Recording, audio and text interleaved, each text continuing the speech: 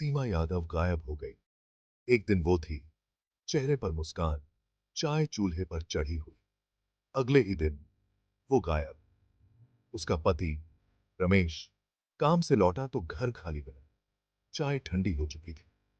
उसके सीने में घबराहट दौड़ गई। उसने सीमा को आवाज दी।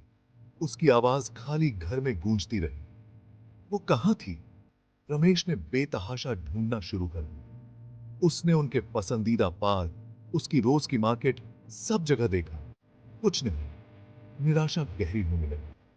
उसने उनके परिवार, उनके दोस्तों से संपर्क किया। किसी ने उसे नहीं देखा। डर उसके अंदर घर कर रहा था। वो जानता था कि उसे पुलिस के पास जाना होगा। इसकी सीमा गायब थी। पुलिस आई। उनके चेहरे गंभीर थे। गुमशुदगी की रिपोर्ट दर्ज कर ली गई। पूछताछ और तलाशी में दिन बीतते गए। आस पड़ोस की छानबीन की गई। सीमा के मुस्कुराते हुए चेहरे वाले पोस्टर हर जगह लगा दिए गए। फिर भी कोई सुराग नहीं मिला। मामला ठंडा पड़ता जा रहा था। तभी एक बड़ी बात हुई। स्थानीय मंदिर के पास खून से सना एक कपड़ा मिला। वो सीमा का था। खून उसका ही था। उम्मीद जगी और फिर बुझ गई। ये अब एक साधारण गुमशुदगी का मामला नहीं था। ये कुछ ज्यादा ही भयानक था। डिटेक्टिव राजीव ने केस अपने हाथ में ले लिया। वो कम बोलने वाला इंसान था। उसकी नजरें तेज और पैनी थीं। उसने सबूतों को ध्यान से देखा। उसका दिमाग एकदम मशीन की तरह काम कर रहा था। खून से सना कपड़ा, गवाहों का न होना, सीमा के गायब होने के आसपास की भयानक खामोशी, ये सब कुछ एक डरावने और खतरनाक राज की तरफ इशारा कर रहा था। राजीव ने फिर से रमेश से पूछताछ शुरू की। उसे सीमा की जिंदगी को समझना था। उसकी दिनचर्या, उसके रिश्ते, उसके राज। उसने उसके पड़ोसियों, उसके साथ काम करने वालों से बात की। वो एक परछाई की तरह था जो सीमा की जिंदगी के टुकड़ों को जोड़ रहा था। वो उसे ढूंढने की ठान चुका था, चाहे कुछ भी हो जाए। जांच राजीव को सीमा के काम करने की जगह एक कल कारखाने में ले गई। उसने उसके साथ काम करने वाली औरतों, चौकस मैट्रनों, सख्त गार्ड से पूछताछ की। ज्यादातर लोग चुप थे। उनकी आंखों में डर साफ दिख रहा था। लेकिन एक बूढ़े अटेंडेंट ने अपनी कांपती आवाज में एक अहम सुराग दिया। उसने कुछ दिन पहले सीमा को एक अजनबी के साथ जाते हुए देखा था। ऐसा लग रहा था जैसे वो एक दूसरे को जानते हैं। वो अजनबी, उसने बताया, एक सजी धजी औरत थी। वो पहले भी कई बार आई थी, हमेशा काम के बाद सीमा का इंतजार कर। वो धीमी आवाज में बातें करते थे, अपने चेहरे छुपाकर। अटेंडेंट ने तब इस बारे में कुछ नहीं सोचा था। अब उसे एहसास हुआ कि ये सीमा को खोजने की चाबी हो सकती है। राजीव ने और गहराई से छानबीन की। उसने गुमशुदगी की रिपोर्टों को खंगाला। उसकी नजरें सीमा के मामले से मिलती जुलती किसी भी बात पर टिकी हुई थीं। उसने एक खौफनाक पैटर्न देखा। पिछले कुछ महीनों में कई औरतें, सभी एक जैसे बैकग्राउंड वाली, गायब हो गई थीं।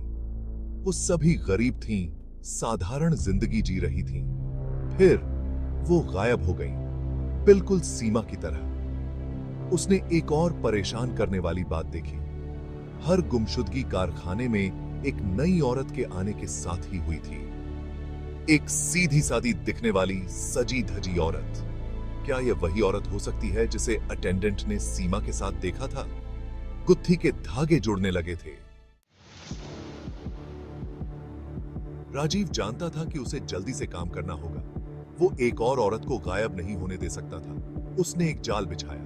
एक नई काम करने वाली औरत जो एक अंडरकवर पुलिस वाली थी और एक भोली भाली जवान औरत का रूप धरे हुए थी, को कारखाने में भेजा गया। उसे उस रहस्यमय औरत का भरोसा जीतना था। उसे उसके अड्डे तक ले जाना था।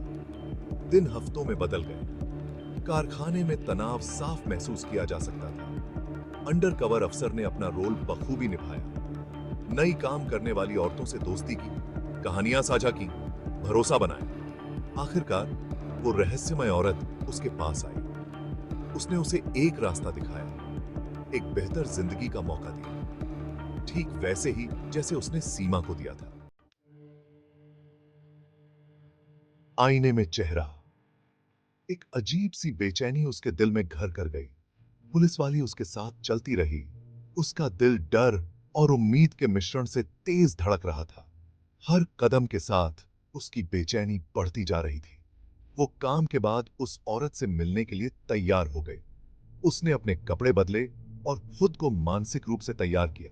वो एक सुनसान चाय की टपरी पर मिले। उनकी बातचीत में कोड वर्ड और ढके छुपे वादे थे।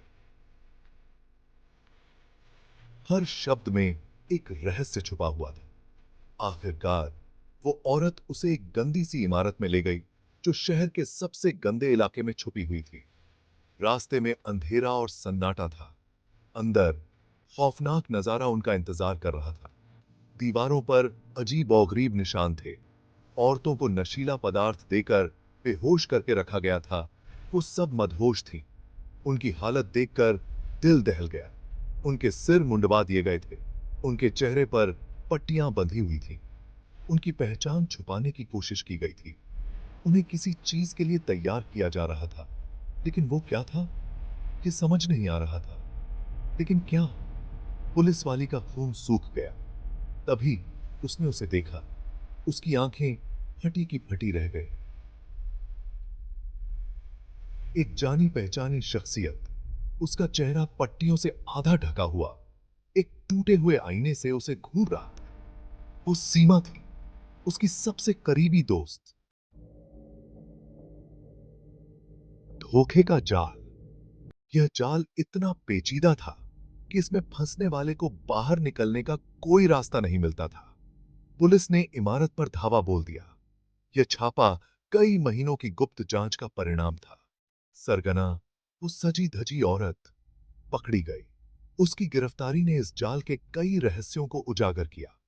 बचा ली गई औरतें बेहोश थीं, उलझन में थीं, उनकी याददाश्त धुंधली थी। वे नहीं जानती थीं कि उनके साथ क्या हुआ था। उन्हें एक बेहतर जिंदगी के वादे के साथ फुसलाया गया था। फिर उन्हें नशीला पदार्थ देकर बंदी बना लिया गया था। उनके सपनों को चकनाचूर कर दिया गया। उनकी पहचान मिटाई जानी थी। उनके चेहरे सर्जरी से बदले जाने थे। यह सब उन्हें पेरियाड सपाही उन्हें एक नई पहचान देने के लिए किया गया था। उन्हें बेचा जाना था। उनकी जिंदगी को उनकी मर्जी के खिलाफ फिर से लिखा जाना था। यह मानव तस्करी का एक भयानक रूप था। सीमा अभी भी सदमे से उबर रही थी। रमेश से मिली। यह मिलन उसके लिए एक नई उम्मीद की किरण था। उसे पाकर जो खुशी हुई वो थोड़े समय के लिए थी। उस पर उन भयावह घटनाओं का साया था जो उसने झेली थी। उसकी मुस्कान में दर्द छुपा था। वो जो एक बार थी, वो जिंदगी जिसे वो जानती थी, एक धुंधली याद की तरह लग रही थी। उसकी पुरानी यादें अब धुंधली हो चुकी थी। जख्म, शारीरिक और मानसिक दोनों, बहुत गहरे थे। इन जख्मों को भरने में बहुत समय लगेगा। सीमा की पसंद। छापेमारी के बाद एक खौफनाक सच्चाई सामने आई। सरगना एक कुशल सर्जन थी। उसका अतीत रहस्य में डूबा हुआ था। वो कमजोर औरतों का शिकार करती थी। एक बेहतर जिंदगी के उनके सपनों का फायदा उठाती थी।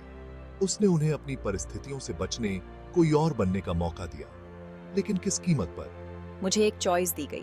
मैं रिकंस्ट्रक्टिव सर्जरी करवा सकती थी, अपना पुराना चेहरा, अपनी पुरानी जिंदगी वापस पा सकती थी, या मैं अपनी नई पहचान को अपनाना चुन सकती थी, एक नई शुरुआत कर सकती थी, अतीत की भयावहता को पीछे छोड़ सकती थी। मैं जानती थी कि यह फैसला मेरा भविष्य तय करेगा। पहचान का भ्रम।